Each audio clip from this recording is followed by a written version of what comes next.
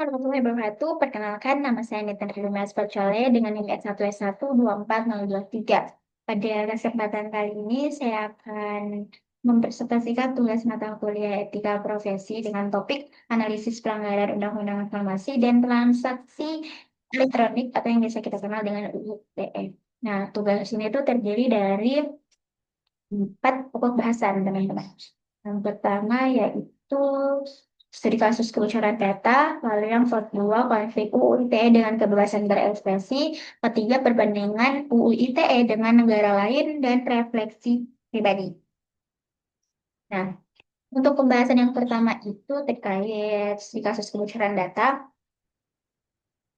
Jadi, merujuk pada artikel yang dipublikasikan oleh CNBC Indonesia dengan judul "Jadi Data KTP Bocor di Internet, Pelakunya Masih Misteri".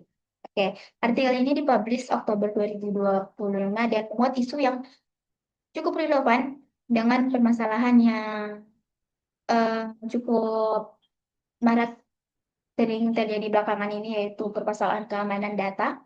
Nah, berdasarkan artikel ini, teman-teman, platform Discord itu mengalami insiden kebocoran data. Nah, yang misalnya yang perlu kita garis bawahi bahwa kebocoran ini itu tidak terjadi secara langsung pada sistem inti Discord, melainkan pada layanan vendor pihak ketiga yang digunakan untuk operasional layanan pelanggan, yaitu Zendesk.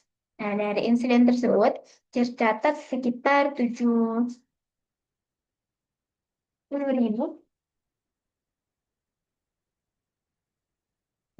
foto kartu tanda penduduk pengguna itu mengalami kebocoran secara global. Nah, selain foto KTP, data yang lain yang turut bocor itu ada nama pengguna, pengguna Discord, lalu detail kontak, alamat email, informasi tagihan, alamat IP, serta pertukaran pesan dengan tim customer service.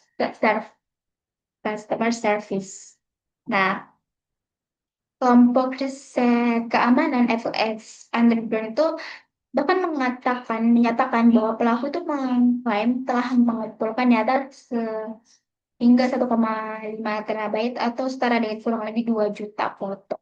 Nah, hal yang paling memperberat pelaku yaitu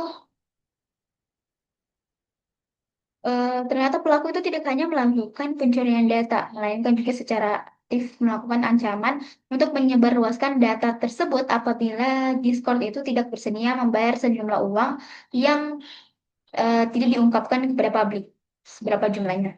Nah, dengan demikian tindakan ini itu telah memasuki ranah pemerasan, jadi bukan hanya sekedar pencurian data. Berdasarkan artikel ini terdapat beberapa isu. Nah, pelanggaran yang dapat diuraikan. Yang pertama yaitu akses ilegal terhadap sistem elektronik. Nah, pelaku itu memasuki sistem milik Zendex itu tanpa hak dan tanpa izin yang sah. Maka tindakan ini melanggar ketentuan dasar mengenai akses ilegal terhadap sistem elektronik. Lalu pelanggaran yang kedua adalah pelanggaran terhadap data pribadi, foto KTP, alamat email, dan informasi kontak itu merupakan data pribadi yang dilindungi secara hukum. Nah, pengambilan dan penguasaan data tersebut tanpa persetujuan pemiliknya tentu merupakan pelanggaran yang jelas. Lalu yang ketiga itu pemerasan elektronik. Nah, pelaku itu secara terang-terangan mengancam dan akan menyebarluaskan data yang telah berhasil diambil atau data curian apabila tidak dibayar sejumlah uang. Nah, pola tindakan ini itu relevan dengan ketentuan mengenai larangan memaksa pihak lain melalui ancaman sebagaimana diatur dalam pasal 27B. 27B yaitu memaksa orang dengan ancaman kekerasan atau ancaman pencemaran untuk memberikan barang, utang, atau menghapus piutang.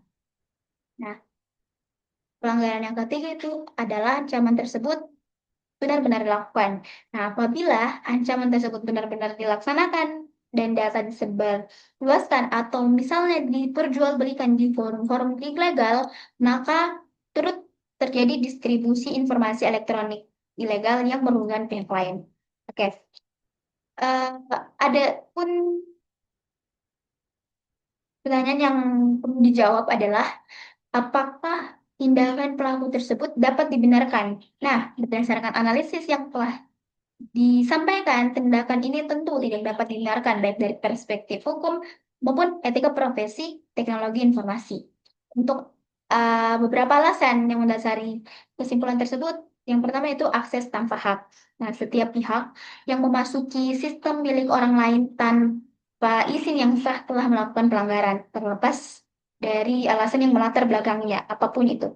Yang kedua yaitu pemerasan. Nah, hal ini berbeda dengan praktik ethical hacking, di mana peneliti keamanan yang menemukan celah sistem umumnya melaporkannya melalui program bug bounty dengan tujuan perbaikan sistem. Namun pada kasus ini, pelaku itu justru memanfaatkan data curian untuk memeras korban demi keuntungan pribadi.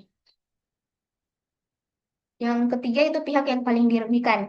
Nah, pihak yang paling dirugikan adalah 70.000 pengguna yang tidak memiliki keterkaitan dengan permasalahan antara pelaku dan Discord, sehingga para pengguna tersebut menjadi korban yang menanggung dampak meskipun tidak memiliki kesalahan. Yang terakhir yaitu melanggar kode etik profesi teknologi informasi. Tentu tindakan ini secara jelas melanggar kode etik profesi teknologi informasi yang menjunjung tinggi integritas dan penghormatan terhadap privasi pihak lain. Dengan demikian, dari berbagai sudut pandang manapun, tindakan tersebut tentu tidak dapat dibenarkan. Nah, pembahasan yang kedua yaitu konflik UU ITE dengan kebebasan berekspresi. Konflik ini sebenarnya timbul karena UU ITE itu khususnya pasal 27A mengenai pencemaran nama baik dan pasal 28 itu mengenai penyebaran informasi yang menyesatkan memiliki rumusan yang relatif luas. Di satu sisi, ketentuan ini bertujuan melindungi kehormatan individu dan ketertiban informasi publik. Namun, di sisi lainnya juga ketentuan tersebut berpotensi bertentangan dengan hak atas kebebasan berekspresi yang juga dijamin oleh konstitusi. Di sini ada eh, beberapa contoh bentuk konflik dalam praktik profesi teknologi informasi. Contoh yang pertama adalah benturan antara kritik dan pencemaran nama baik. Seorang profesional teknologi informasi yang mengkritik kebijakan suatu perusahaan atau produk tertentu dengan tujuan edukasi publik atau perlindungan konsumen berpotensi dijerat ketentuan pencemaran nama baik meskipun niatnya tidak bersifat merugikan. Lalu contoh yang kedua adalah benturan antara vulnerability disclosure dengan informasi yang menyesatkan. Nah, peneliti keamanan menemukan celah pada suatu sistem dan mempublikasikan temuannya demi kepentingan publik. Nah, sehingga ini dapat dianggap menyebarkan informasi yang merugikan pihak tertentu meskipun tujuannya bersifat protektif. Lalu ambiguitas tafsir hukum. Akibatnya kritik yang secara etis dapat dibenarkan berpotensi dikriminalisasi. Fenomena ini tuh dikenal dengan istilah chilling effect, yaitu kondisi di mana masyarakat menjadi akan menyampaikan pendapat meskipun pendapat tersebut sah dan berdasar. Nah, ada beberapa langkah atau sikap profesional teknologi informasi untuk menyikapi konflik tersebut. Yang pertama, verifikasi sebelum publikasi. Informasi yang akan disampaikan perlu dipastikan berbasis fakta dan tentu dapat dipertanggungjawabkan juga, bukan sekedar asumsi yang disajikan seolah-olah itu merupakan fakta. Lalu yang kedua menerapkan prinsip responsible disclosure, khususnya untuk isu keamanan. Idealnya temuan dilaporkan terlebih dahulu kepada pihak terkait sebelum dipublikasikan secara luas, agar tersedia waktu untuk perbaikan. Lalu yang ketiga mengutamakan kepentingan publik secara proporsional. Kebebasan berekspresi tetap dapat dijalankan, namun dengan mempertimbangkan dampaknya terhadap pihak lain, bukan kebebasan yang tanpa batas juga. Yang terakhir yaitu mendorong perbaikan regulasi.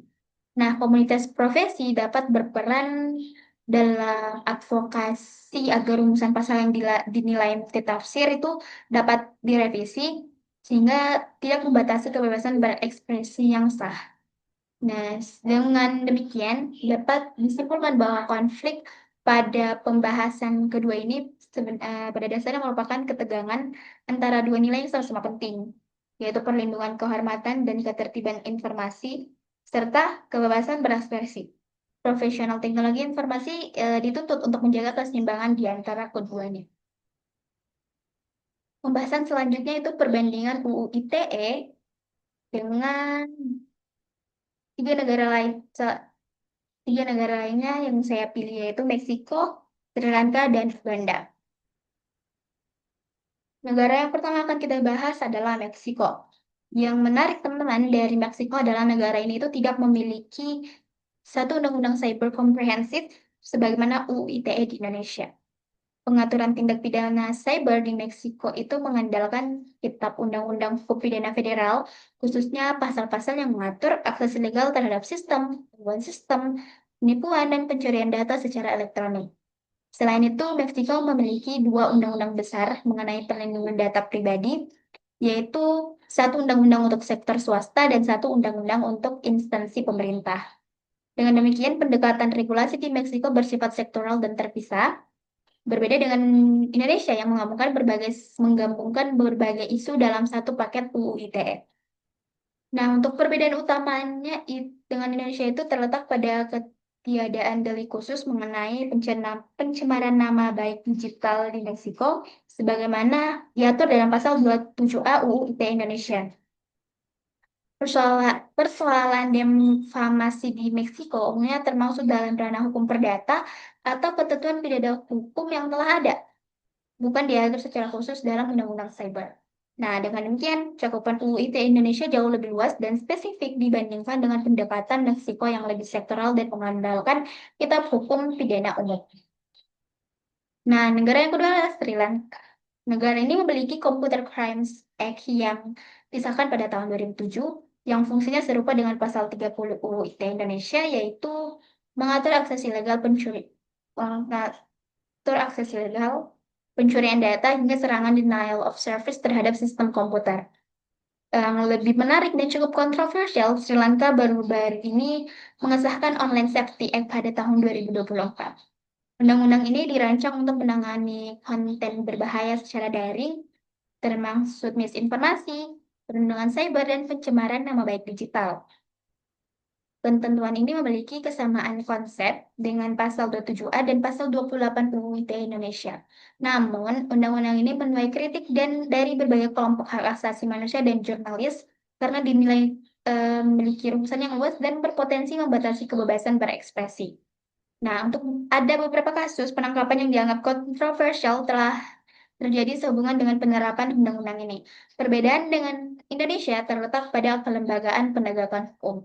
Jika Sri Lanka membentuk lembaga khusus bernama Online Safety Commission yang memiliki kewenangan langsung untuk menentukan dan menindak konten yang dianggap melanggar, maka Indonesia penegakan hukum terhadap pelanggaran serupa lebih banyak ditempuh melalui jalur kepolisian dan pengadilan pada umumnya. Oke. Negara yang terakhir adalah negara Uganda. Nah, negara ini tuh memiliki Computer Misuse Act yang disahkan pada tahun 2011, kemudian direvisi melalui amandemen pada tahun 2022. Ketentuan yang paling banyak diperbincangkan dari undang-undang ini adalah pasal 25 yang mengatur mengenai offensive communication, yaitu larangan penggunaan komunikasi elektronik yang dianggap mengganggu ketenangan atau privasi pihak lain. Permasalahan yang timbul adalah rumusan pasal tersebut dinilai sangat ambigu dan luas sehingga pernah digunakan untuk menjerat warga negara yang mengkritik pemerintah atau pejabat publik melalui media sosial. Salah satu kasus yang cukup dikenal adalah penahanan seorang akademisi yang dianggap menghina presiden melalui media sosial. Amandemen tahun 2022 turut menambahkan ketentuan baru mengenai penyebaran informasi palsu dan berbahaya dengan ancaman hukuman yang cukup berat, yaitu hingga 7 tahun penjara. Oleh karena itu, berbagai organisasi kebebasan pers internasional mengkritik undang-undang ini sebagai ancaman serius terhadap jurnalisme dan kebebasan berekspresi di Uganda. Untuk perbedaan dengan Indonesia itu terletak pada skala penerapannya, baik UU ITE maupun Computer Misuse Act Uganda itu sama-sama memiliki permasalahan rumusan yang elastis dan multitafsir, namun penerapan di Uganda itu jauh lebih eksplisit digunakan untuk membungkam kritik politik dengan ancaman hukuman yang juga jauh lebih berat. Nah, kondisi ini itu dapat dipandang sebagai bentuk ekstrim dari permasalahan rumusan pasal multitafsir yang juga terdapat pada UU ITE Indonesia.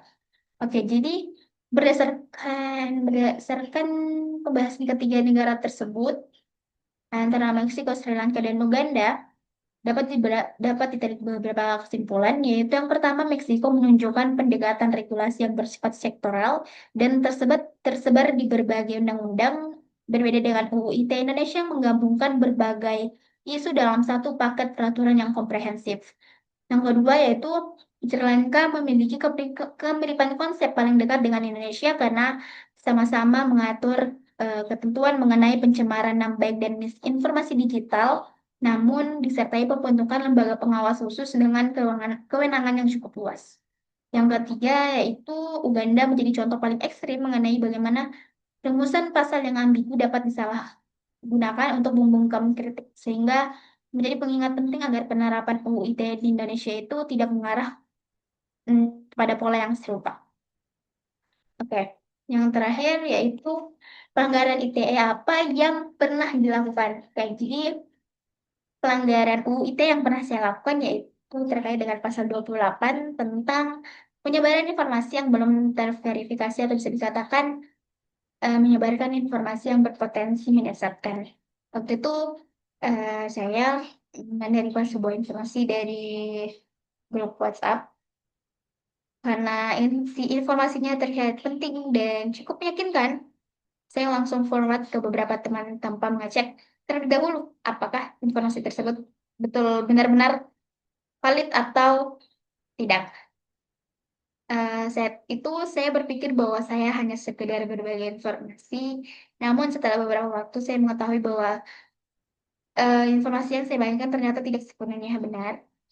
Ada beberapa bagian yang tidak sesuai fakta, bahkan ada yang merupakan informasi lama yang disebarkan kembali, sehingga seolah-olah itu terlihat seperti kejadian yang baru-baru terjadi. Dan dari situ saya mulai sadar bahwa tindakan yang terlihat sederhana seperti itu ternyata bisa memberikan dampak yang cukup besar. Meskipun saya tidak memiliki niat buruk, tapi saya tetap ikut berkontribusi dalam penyebaran informasi yang belum jelas kebenarannya. Sehingga tentunya pengalaman itu memberikan saya pelajaran untuk lebih berhati-hati ketika menerima informasi dari media sosial. Oke, mungkin cukup sekian yang bisa saya jelaskan terkait tugas etika profesi kali ini. Jika ada salah kata, saya mohon maaf. Saya kira dengan ucapan wabillahi taufiq wal hidayah. Wassalamualaikum warahmatullahi wabarakatuh.